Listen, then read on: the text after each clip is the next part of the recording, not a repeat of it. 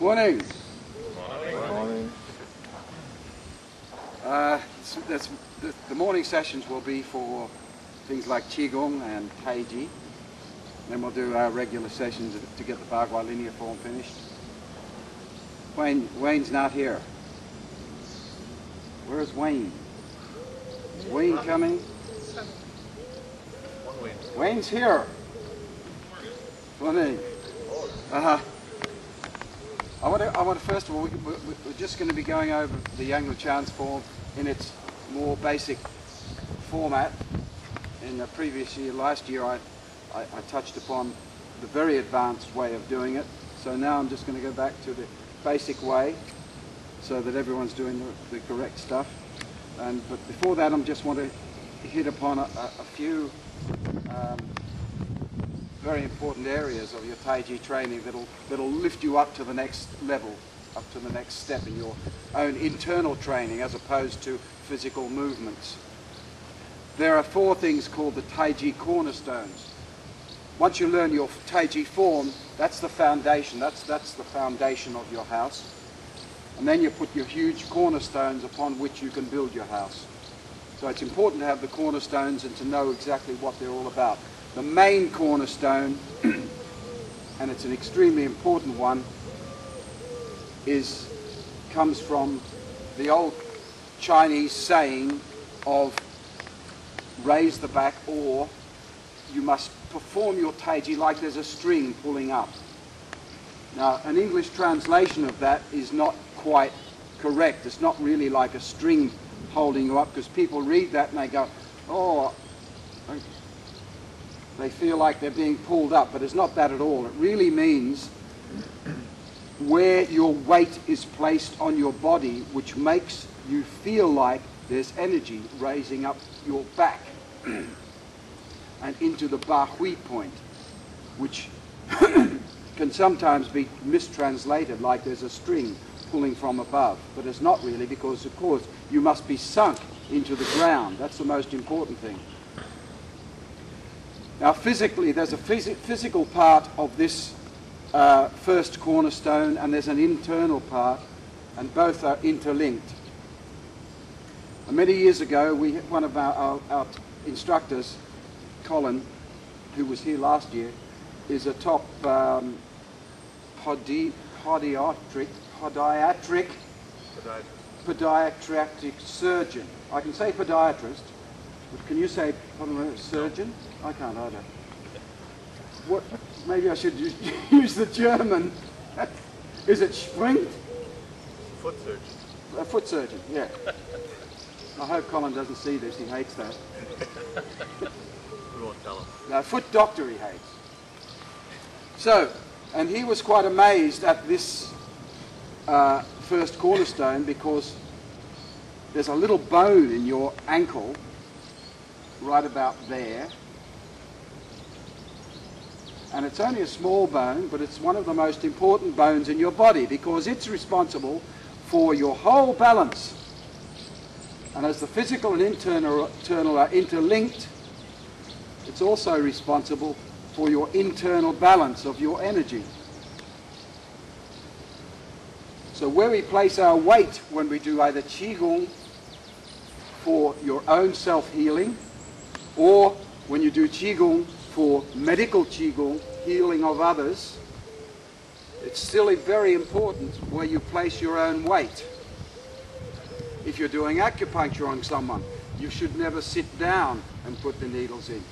You should always have the person up high so you can stand up and then adjust your, there it is there.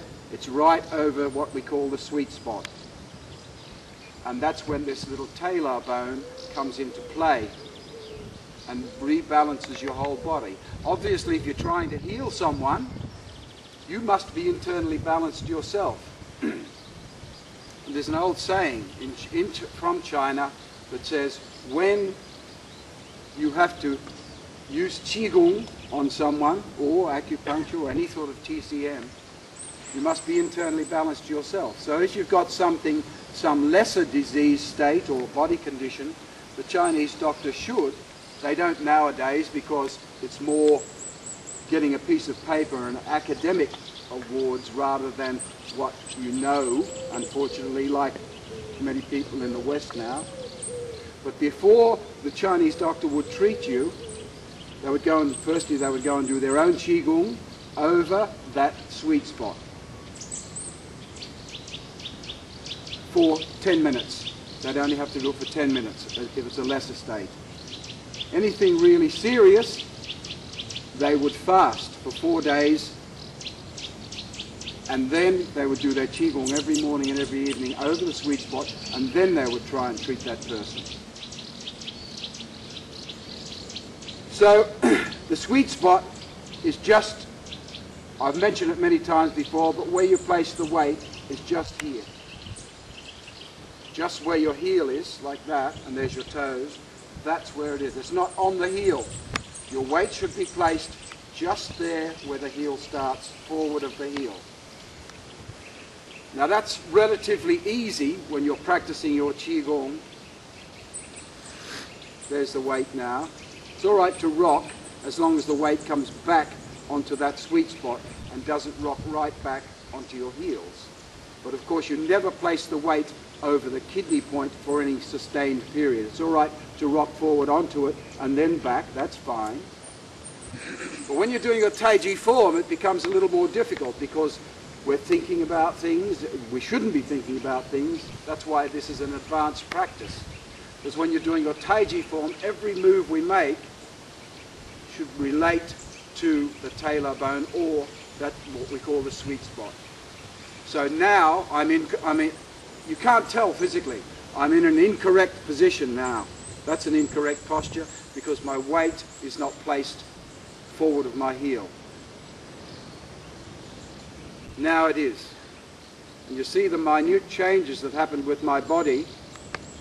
Here's me with the weight on my heel. Now if I'm going to place the weight over the sweet spot, you'll notice what happens to the chin and the back slightly. There it is there, it's over the sweet spot. That's the difference. Difference between success and failure is from between this and this.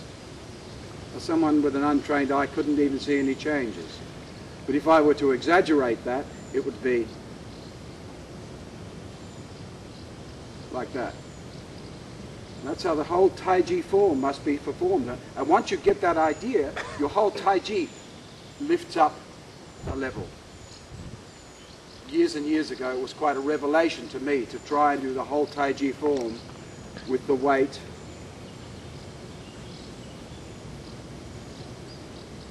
over that sweet spot, and it really does bring the energy raising up your back. I'll just touch on a little subject for you. There's also, apart from the normal energy flow that we have through our body through the main acupuncture meridians, there's also a very important and special energy flow which is very important to Tai Chi through what are called the extra meridians in your body. This is where you gain the energy for healing, fighting, or whatever you want to do. These are the meridians that cause you to give off energy for fighting or for healing.